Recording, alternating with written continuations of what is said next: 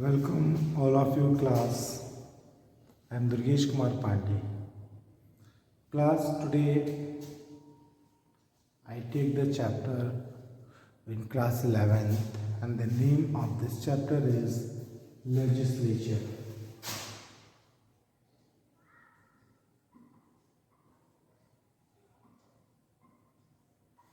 Class, we know that the government have a three organ.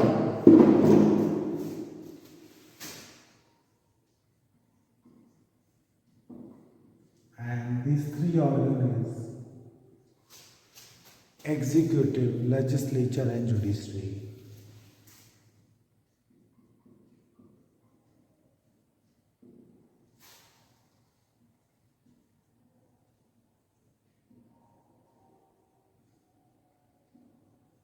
Executive, legislature and third organ is judiciary. So government के three organ होते हैं class and we already study about the legislature. We already study about the executive. Now we are going to study about the second organ, legislature class. You know, this legislature as a national level is called parliament, and in our parliament they have a two house. Our parliament is a bicameral, Lok Sabha and Rajya Sabha. Lok Sabha is known as lower house and Rajya Sabha is upper house. Member of the Lok Sabha is directly elected by the people. A member of the Rajya Sabha is indirectly elected by the MLAs of the state. And the Rajya Sabha is known as Council of State. And Lok Sabha is very important because the people's representatives are sitting here for making the government class. So class, in this chapter basically we are going to discuss what are the function of the legislature. जो legislature के काम क्या है, क्या क्या function है, तो we will going to discuss this in class.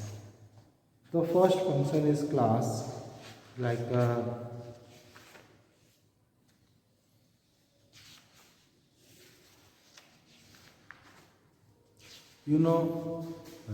representation. The first function of the parliament is to represent the country. Our parliament, look, I'm starting again from the functions of parliament. Functions of parliament. The first function is the legislative function.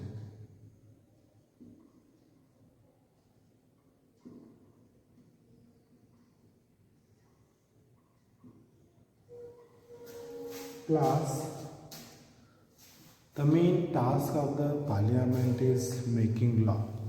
कानून बनाना parliament का first work है class.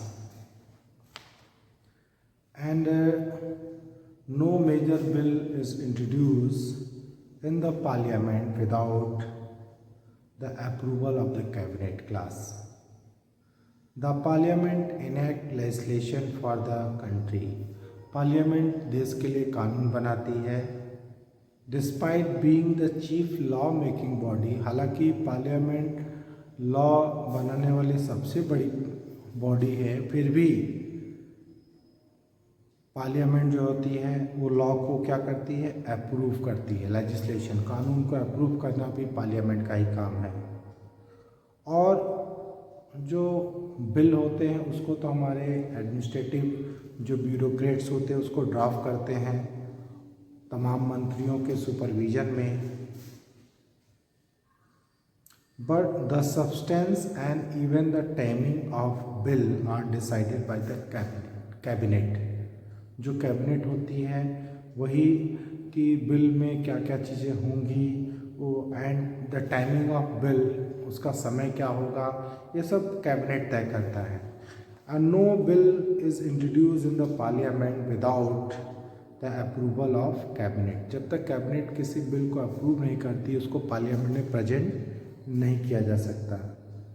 Members other than minister can also introduce bills but these have no chance of being pass without the support of the government. अगर मान लो opposition में कोई अगर चाहे तो बिल इंट्रोड्यूस कर सकता है पार्लियामेंट में, लेकिन उसके पास होने के चांसेस कम हैं क्योंकि मेजॉरिटी नहीं है।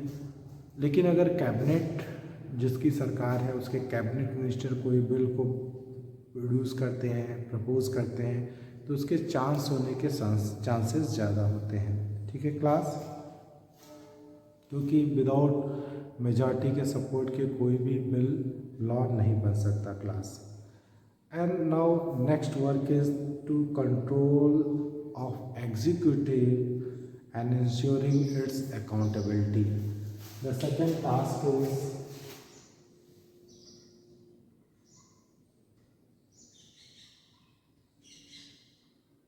control of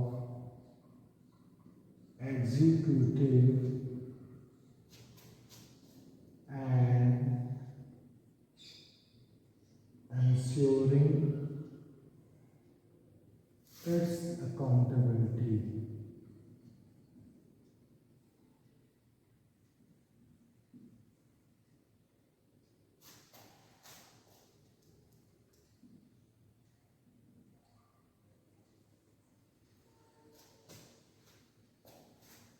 control of executive and ensuring it's accountability. देखो क्लास, जो पार्लियामेंट का नेक्स्ट वर्क है वो एग्जीक्यूटिव को कंट्रोल करती है। पार्लियामेंट जो होती है एग्जीक्यूटिव को कंट्रोल करती है, this is the main task.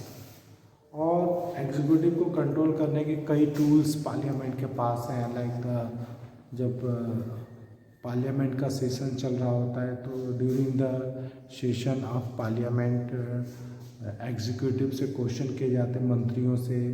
Like जो सेशन का फर्स्ट आवर होता है 11 बजे वो क्वेश्चन आवर होता है। इसके अलावा 12 बजे 0 आवर होता है, इसमें मंत्रियों से क्वेश्चन पूछ करके उनको पार्लियामेंट के सामने उनको आंसर देने के लिए मजबूर किया जा सकता है।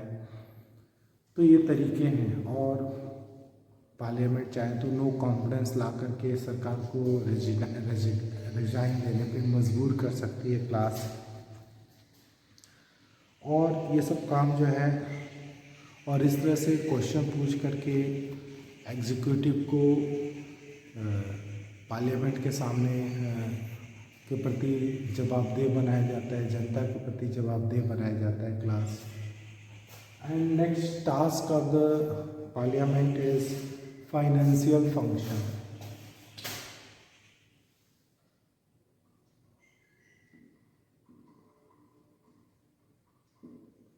Financial function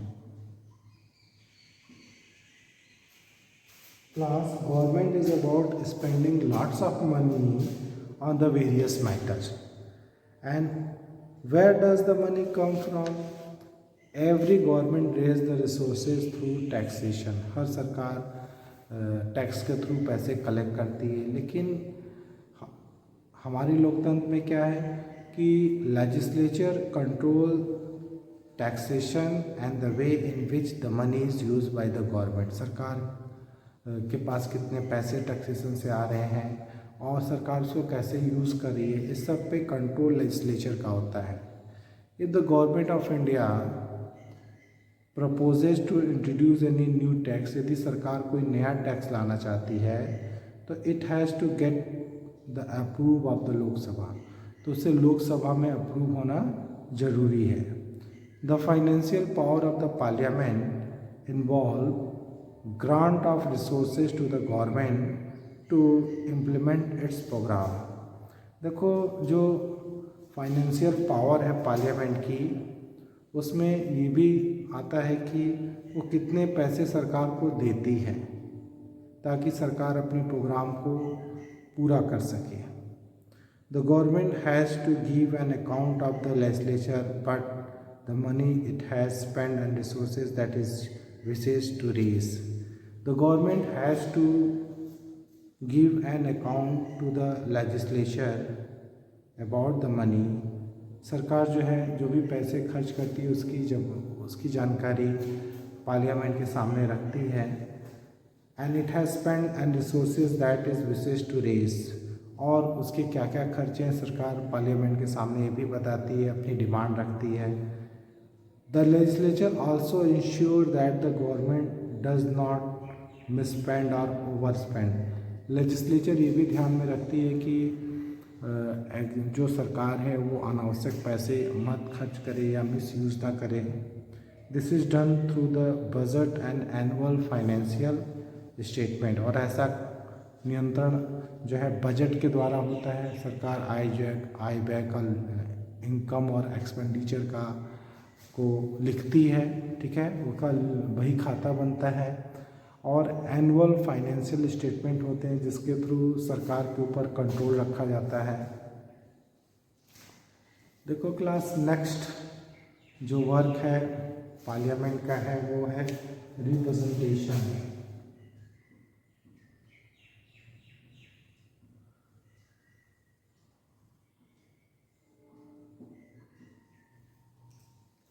representation class, the parliament represent the diverse view of the member from different regions, social, economical, religion, groups of the different part of the country। देखो पार्लियामेंट क्लास हमारे देश के पार्लियामेंट में हमारे देश के कोने कोने से रिप्रेजेंटेटिव आते हैं।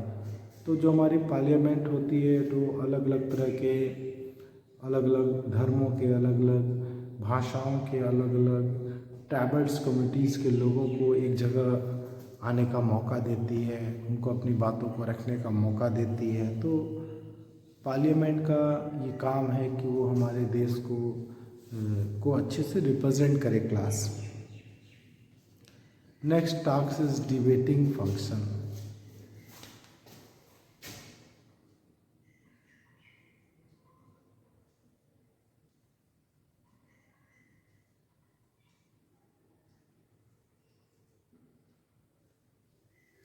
देखो क्लास,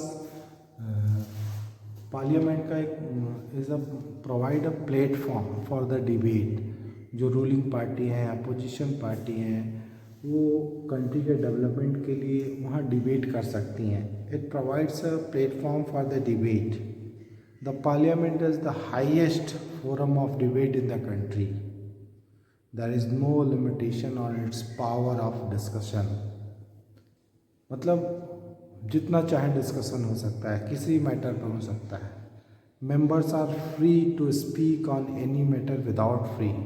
और मेंबर ऑफ पार्लियामेंट किसी भी मैटर पे बिना किसी डरे कुछ भी बोल सकते हैं। This make its possible for the parliament to analyse any और every issue that faces nation. तो हमारा देश जो भी इश्यूज़ और जो भी समस्याएं झेल रही है उसको एनालाइज करने की शक्ति पार्लियामेंट के पास आ जाती है।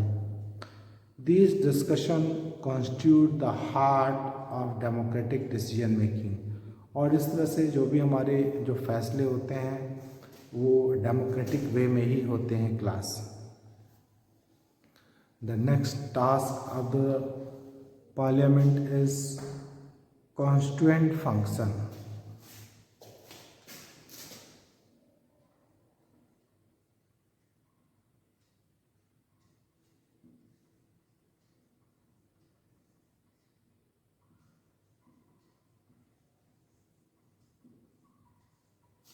कॉन्स्टिट्यूएंट फंक्शन, देखो the parliament has the power of discussing and enacting changes in the constitution. यानी कॉन्स्टिट्यूशन में जो अमेंडमेंट है उसमें भी भागीदारी है पार्लियामेंट की। The constituent power of the both houses are similar. Lok Sabha और राज्यसभा दोनों के जो संवैधानिक शक्तियाँ हैं, कॉन्स्टिट्यूशन पावर सेम है। all constitutional amendment have to be approved by a special majority of the both houses. जब तक दोनों पार्लियामेंट के दोनों हाउस सेपरेटली किसी भी अमेंडमेंट को अप्रूव न कर दे स्पेशल मेजॉरिटी से, वो अमेंडमेंट नहीं हो सकता class. And the next task of the parliament is electoral function.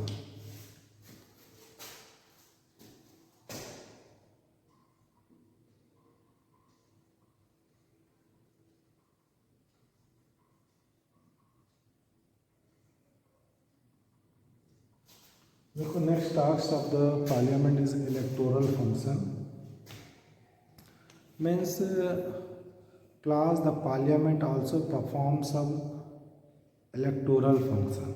कुछ इलेक्शन से जुड़े हुए काम पार्लियामेंट करती है, जैसे कि elect the president and vice president of India. India में प्रेसिडेंट और वाइस प्रेसिडेंट के चुनाव में वोटिंग का काम जो है पार्लियामेंट का है. And next work of the parliament is judicial function.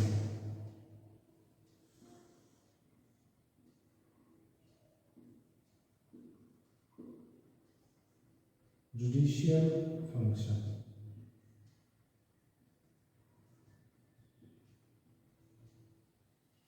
Judicial function of the parliament include consider the proposal of removal of the president, vice president, जजेस of high court and supreme court. यानी कि president vice president को हटाने का, remove करने का बात हो, या फिर हाई कोर्ट और सुप्रीम कोर्ट के जजेस को हटाने की बात हो, तो ऐसे मामले में, ऐसे मामलों को प्रपोज करने का भी जो है पावर पार्लियामेंट को है class. And again I revise कि पार्लियामेंट के बहुत सारे काम हैं class. The main task of the parliament ही वो एग्जीक्यूटिव को कंट्रोल करती है क्लास. पार्लियामेंट ये देखती है कि जो भी पार्लियामेंट लॉ बनाए उसी के हिसाब से एग्जीक्यूटिव काम करे. ठीक है. और एग्जीक्यूटिव जो भी काम कर रही है, एग्जीक्यूटिव के जो मंत्री हैं, कैबिनेट मंत्री, उनसे क्वेश्चन पार्लियामेंट में किया जा सकता है और इस तरह से क्वेश्चन करके उनको कंट्रोल किया जाता है. अगर मान लो एग्जीक्यूटिव क्लास काम कर रही है और उनके काम से जो है लेजिस्लेचर सेटिस्फाई नहीं है, तो लेजिस्लेचर मजबूर कर सकता है कि एग्जीक्यूटिव रेजिग्नेशन दे क्लास. तो यू आर लुकिंग कि पार्लियामेंट हमारी जो है एक रिप्रेजेंटेटिव बॉडी है. पूरे कंट्री में अलग अलग डिफरेंट टाइप के जो regional, social, economical, religious group को हमारी पार्लियामेंट रिप्रेजेंट करती है. पार्लियामेंट एक प्लेटफॉर्म अवेलेबल कराती है डिबेट के लिए क्लास. डिबेटिंग फंक्शन कि there is no limit on the its power of discussion. ठीक है. A member are free to speak on any matter without fear. Parliament के जो मेंबर होते हैं किसी भी मैटर पे बिना किसी डर के बोलने की उनको आज़ादी होती है. And it possible for the parliament to analyse any और every issue that faces the nation.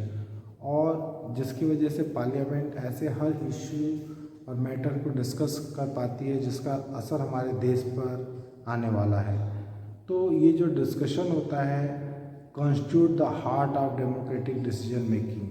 जो डिसीजन मेकिंग है उनको डेमोक्रेटिक बनाता है class. Now next thing is the power of Lok Sabha and Rajya Sabha class.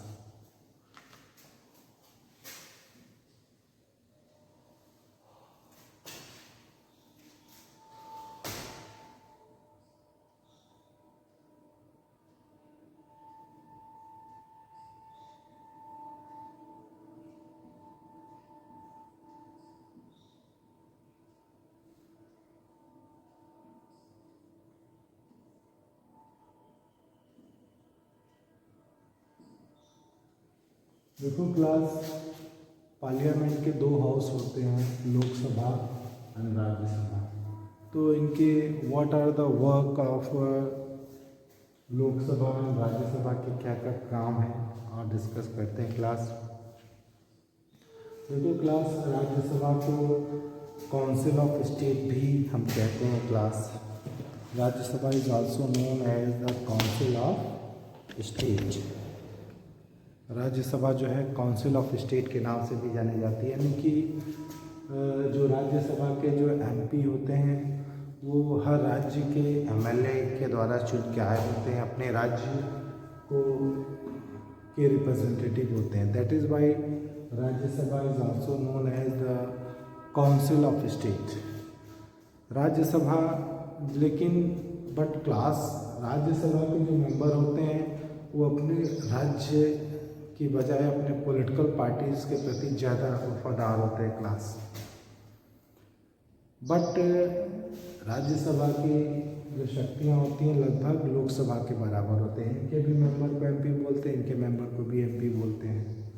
We are looking कि president और vice president के election में राज्यसभा के मेंबर भी लोकसभा मेंबर की तरह वोटिंग करते हैं।